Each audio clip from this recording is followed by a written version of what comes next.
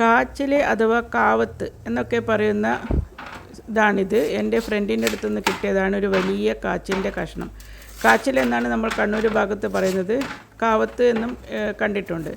അപ്പോൾ അത് നല്ല ചെറിയ കഷ്ണങ്ങളാക്കി പുഴുങ്ങി രാത്രിയത്തെ ഡിന്നറിനും വൈകുന്നേരം കാപ്പിക്കും ഒക്കെ ഉപയോഗിക്കാം. ഇന്നിത് രാത്രിയത്തെ ഭക്ഷണമായിട്ടാണ് ഉപയോഗിക്കുന്നത്. അതൊന്ന് ഉണ്ടാക്കുന്നത് കാണാം.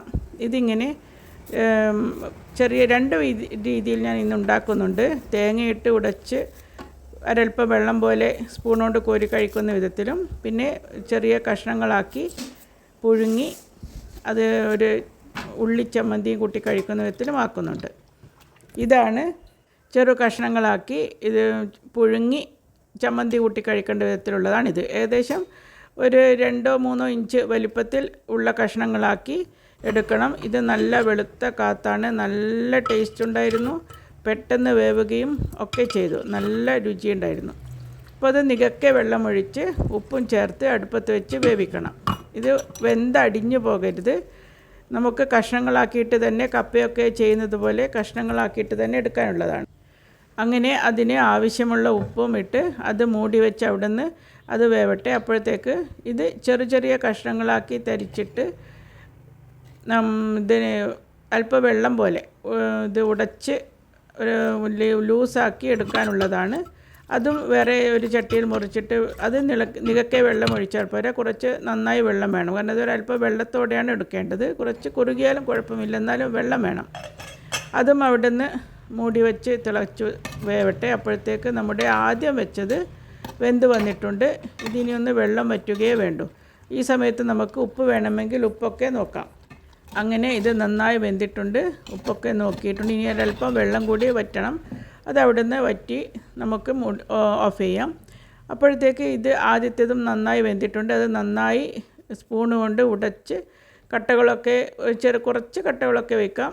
ഉടച്ച് ഇത് ഇതേ സമയം അതിന് ഉപ്പും നോക്കി ആവശ്യത്തിന് വെള്ളം ചേർത്ത് വേണമെങ്കിൽ വീണ്ടും വേവിച്ച് എടുക്കാം. ഇത് ഇറക്കി വയ്ക്കാറാകുമ്പോൾ ഒരല്പം തേങ്ങ, ചിരവിയ തേങ്ങയും ഇട്ട് ഇളക്കി നന്നായി. ഇത് തീയോടുകൂടി തന്നെ ചെയ്യണം, തീ ഓഫാക്കിയതിന് ശേഷമല്ല. ആ തേങ്ങയൊക്കെ ഒരല്പം വെന്താലാണ് അതിൻ്റെ ടേസ്റ്റ്.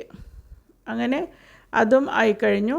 ഇനി ഇതിലേക്ക് കുറച്ച് വെളിച്ചെണ്ണ നന്നായിട്ട് ഒഴിക്കണം. വെളിച്ചെണ്ണയും ഒഴിച്ചിട്ടാണ് ഇത് കഴിക്കേണ്ടത്. ഇങ്ങനെ ഇഷ്ടമുള്ളവർക്ക് സ്പൂൺ കൊണ്ട് കോരി കഴിക്കാം. അല്ല, ഞാൻ ആക്കുന്നൊരു ചമ്മന്തി ഉണ്ട്, ഉള്ളിച്ചമ്മന്തി ഉണ്ട്, അതിൻ്റെ കൂട്ടത്തിൽ കഴിക്കുന്നവർക്ക് അങ്ങനെയും കഴിക്കാം. സാധാരണ ഇതിങ്ങനെയാണ്. കുറച്ച് നല്ലോണം വെളിച്ചെണ്ണ ഒഴിക്കണം, അതാണ് അതിൻ്റെ ടേസ്റ്റ്. ഇപ്പോൾ വെളിച്ചെണ്ണ ഒഴിച്ചിട്ടുണ്ട്. ഇനി നമുക്ക് ഇത് മൂടി വെച്ച് ഒരു ചമ്മന്തി ഉണ്ടാക്കുന്നതിലേക്ക് കടക്കാം. നിങ്ങൾക്കൊക്കെ ഇപ്പോഴത്തെ കുട്ടികൾക്കൊന്നും ഈ കാത്തൊന്നും അധികം അറിയുന്നില്ല. വളരെ ഹെൽത്തിയാണ് ലേഡീസിന്. ചേന, ചേമ്പ്, കാത്ത് ഇതൊക്കെ പെണ്ണുങ്ങൾക്ക് ഈസ്ട്രജൻ ഹോർമോണിൻ്റെ കണക്റ്റഡ് ആയിട്ടുള്ള ഇതിന് വളരെ നല്ലതാണ് ഇങ്ങനത്തെ സാധനങ്ങളൊക്കെ. അപ്പോൾ ഇത് ഞാനൊരു 3 പച്ചമുളക്, കാന്താരിയാണ് വേണ്ടത്, കാന്താരി ഇല്ലായിരുന്നു. 3 പച്ചമുളകും ഒരു 10-15 ചെറിയ ഉള്ളിയും നന്നായി ചതച്ചെടുക്കണം. ഉപ്പ് ചേർത്ത് ചതച്ചാൽ പെട്ടെന്ന് ചതഞ്ഞ് വരും. അങ്ങനെ നന്നായി ഉപ്പും ചേർത്ത് ചതച്ചെടുത്തിട്ടുണ്ട്. ഇപ്പോൾ ഇത് 2 പേർക്കുള്ളതാണ്. അതുകൊണ്ട് ഞാനൊക്കെ ചെറിയ അളവിലെടുക്കുന്നത്. നിങ്ങൾക്ക് അധികം ആൾക്കാരുണ്ടെങ്കിൽ അധികം എടുക്കാം. അതിലേക്കായി പുളിവെള്ളം പിഴിഞ്ഞ് വെച്ചിട്ടുണ്ട്. നല്ല കട്ടിയിലുള്ള പുളിവെള്ളം, ഒരുപാട് ലൂസാവരുത്. നമുക്കിത് കുത്തി തിന്നാനാണ്.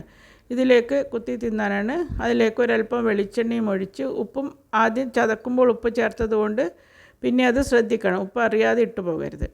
ഇനി നമുക്കിത് വിളമ്പി കഴിച്ചാലോ. അങ്ങനെ ഇത് കഷ്ണങ്ങളാക്കിയെടുത്ത കാച്ചിലിൻ്റെ ഇതാണ്. അതും പിന്നെ നമ്മൾ കുറച്ച് ലൂസായിട്ട് എടുത്ത രണ്ടും ഇന്ന് ഒരുമിച്ചാണ് കഴിക്കുന്നത്.